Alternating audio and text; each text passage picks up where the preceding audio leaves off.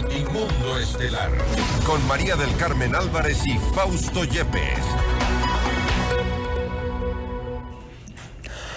A esta hora estamos ya en contacto con el doctor Gonzalo Salvador, ex canciller de la República, para hablar sobre la decisión de la Corte Internacional de Justicia que ha rechazado las medidas cautelares solicitadas por México en contra de Ecuador. Y esto a propósito de la irrupción de las autoridades ecuatorianas en la Embajada de México en Quito, algo que ha desatado en una crisis diplomática que al parecer está lejos de zanjarse. Estamos ya con el doctor Salvador. Gracias, doctor Salvador, por estar con nosotros. Fausto Yepes le saluda, bienvenido. Fausto, muy buenas noches, un saludo muy especial a la audiencia de Notimundo. Gracias, doctor Salvador. Hemos escuchado la decisión de la Corte Internacional de Justicia. Se han rechazado estas medidas cautelares, no obstante, lo que decíamos al inicio, la crisis diplomática está lejos de estar o considerarse zanjada. Y lo otro, esto no implica necesariamente un triunfo, ¿o sí? A ver, mire, yo no hablaría de un triunfo, ni mucho menos. Estamos hablando de un proceso preliminar que no llega todavía a los asuntos de fondo. Simplemente la Corte consideró el pedido de México de medidas provisionales o medidas cautelares. Y yo sí diría pues que de alguna manera la decisión de la Corte constituye un reconocimiento a la buena fe con la que ha actuado el Ecuador en esta materia, al dar seguridades a México a través de dos comunicaciones verbales, dos notas escritas, respecto a que el Ecuador se compromete a velar, a proteger las premisas o los predios diplomáticos de la Cancillería como de la residencia de la Embajada de México, sus archivos y sus pertenencias. Igualmente, muy oportunas también las palabras del agente del Ecuador cuando se consideró en la audiencia las medidas cautelares. Él indicó pues que el Ecuador da total y absoluta seguridad a México, en el sentido de que Ecuador, acorde a sus obligaciones internacionales, protegerá los bienes de la Embajada de México, ¿no? En este sentido, pues sí, hay que verlo como un reconocimiento, y repito, a la buena fe con la que el Ecuador ha venido actuando en esta materia. Todos los jueces unánimemente se pronuncian en que no hace falta las medidas cautelares porque no hay el sentido, uno, de la urgencia. Segundo, que no hay o no ven posibilidad alguna de que haya un daño real, inminente a los predios, a los bienes de la Embajada de México, y ello por la buena fe con la que el Ecuador ha actuado en esta materia. Y esto podría ser beneficioso en el contexto internacional, no obstante, así ha habido ya la respuesta por parte del presidente de México. Él ha dicho que no confía en el gobierno ecuatoriano y que tampoco pretende entablar un diálogo. Es decir, él ratifica de una u otra forma que no hay relaciones, que las relaciones están rotas. ¿Cómo podrían eventualmente repararse cuando México ha puesto condiciones y son claras y parecen y condiciones no negociables? A ver, mire, es un momento muy especial el que vive México en este momento, ¿no? Hay elecciones, si mal no me equivoco, el 2 de junio, los próximos días, donde se renovará el presidente de México, donde se renovarán gobernadores, donde se renovarán parlamentarios, de tal manera que es imposible que en un momento de estos pueda haber algún tipo de diálogo con México, ¿no? Habrá que esperar en septiembre probablemente que se dé un cambio de gobierno en México, o sea que la candidata morena, la señora Sheinbaum, gane, o la señora Xochitl Gálvez, que representa una coalición de partidos, el PAN, el PRI, etcétera. Cualquiera de las dos en este momento tiene la opción de ganar. En algún momento se pensó que la ventaja que tenía Claudia Sheinbaum del partido Morena era insuperable, pero mire, haciendo un análisis del comportamiento de la tendencia del voto en México, mire, va a ser probablemente una elección muy ajustada, ¿no? Entonces yo creo que este momento, pues, es inútil que pueda haber algún tipo de acercamiento con el gobierno de México. Y yo pensaría que este es un proceso largo, mire, un proceso en la Corte, en el mejor de los casos, hasta que la Corte emite el fallo, puede tomar unos 5 años, ¿no? Tomemos en cuenta que hay 2 demandas. La demanda interpuesta por México en contra del Ecuador por la transgresión a la inviolabilidad de la sede de la Cancillería mexicana. Pero por otro lado, Ecuador también interpuso demandas a México, una demanda a México también ante la Corte Internacional de Justicia, en el sentido pues de que México ha incumplido con la Convención de Asilo Diplomático o Asilo Político de Montevideo del año 33, el artículo 3 de la Convención de Caracas del año 1954, en el sentido de que no es lícito conceder asilo a quien es perseguido o reo de la justicia, cuál es el caso del señor Jorge Glass.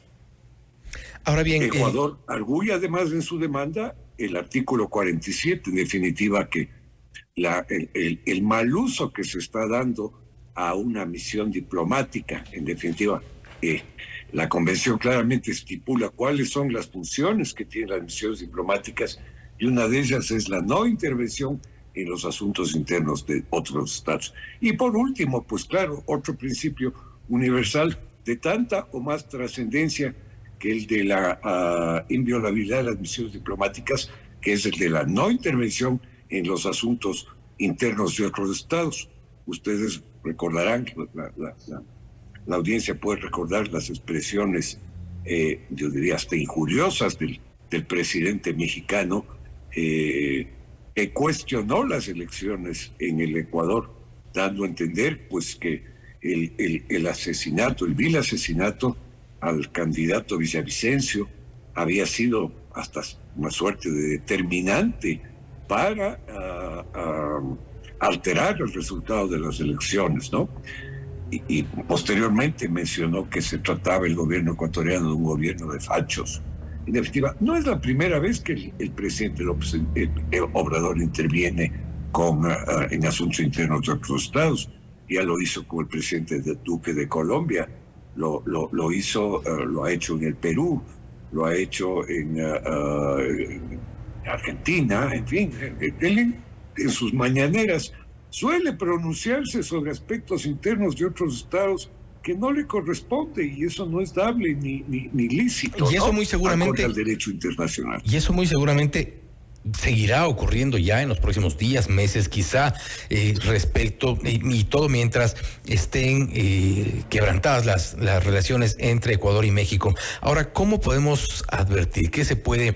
¿Cómo podemos dar lectura a la decisión de hoy de la Corte Internacional de Justicia? Al haber rechazado las medidas cautelares, ¿esto podría advertir algún tipo de escenario más adelante, o es muy temprano como para prever, tomando en cuenta lo que usted mismo nos ha dicho, que un proceso así podrá tomar algunos años, 5, hay quienes dicen incluso más?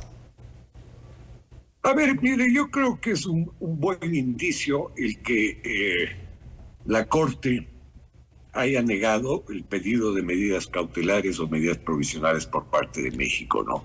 Eso denota, pues, y les repito, la buena fe con que el Ecuador está actuando en esta materia. Yo creo que en los próximos 2, 3, 4 años hay mucho amplio espacio para que dos países hermanos arreglen sus diferencias, ¿no? Recordemos el caso, por ejemplo, de Colombia, ¿no? La demanda que mantuvimos con Colombia por las aspersiones de glifosato. Se arregló, nunca se llegó a un fallo al cabo de 2 años de litigio en la Corte, pues los dos países llegaron a un acuerdo y se dio por terminado, ¿no? Este es un caso, yo diría, sí, es importante, indudablemente, ¿no? Trata de 2 principios o varios principios de derecho internacional que son de fundamental importancia para la convivencia de los estados, ¿no? De tal manera que Sí, el caso es serio, el caso es importante, pero si uno ve cuál es la realidad internacional este momento, con casos gravísimos, ¿no? Un mismo caso que está examinando actualmente la Corte, que es la demanda de Sudáfrica a Israel por la permanente violación de los por la violación de los derechos humanos. El caso es muy serio. Otro problema internacional grave, la invasión de Rusia a Ucrania, caso extremadamente complejo. Más recientemente, en este caso sí, otro organismo de la justicia internacional, la Corte Penal Internacional, que ha decretado pues, el arresto del presidente Putin, del ministro de Defensa de Israel, como igualmente de los altos dirigentes de Hamas, ¿no? Entonces, son problemas de gran trascendencia a nivel mundial, ¿no? Yo diría, si hacemos un símil, una comparación, es un problema menor, hablemoslo así, entre dos gobiernos que se puede solucionar. Pero yo creo que las relaciones de hermandad, de amistad entre el pueblo mexicano y el pueblo ecuatoriano siguen incólumes, ¿no? Es decir, ¿usted cree que va a pesar mucho más las buenas relaciones? Me refiero a que va a pesar mucho más estas relaciones, quizá, para mencionarlas así, de hermandad, las relaciones comerciales, eventualmente, también la proyección en cuanto a las relaciones comerciales, turísticas, que este impasse, que ha sido igual catalogado como grave, frente a otros temas que tiene la Corte Penal Internacional de mucha más magnitud y que podrían ser eventualmente incluso sopesados de mucha mayor forma que lo que ocurre entre Ecuador y México. Sí, mire, yo concuerdo con su opinión, en definitiva, que va a pesar mucho más la hermandad entre dos pueblos que nunca han tenido un conflicto diplomático en su historia. Por el contrario, México ha sido siempre un gran amigo de Ecuador. Y hay que darle, pues, yo digo, tiempo al tiempo y dejar más adelante que las diplomacias de los dos países actúen, ¿no?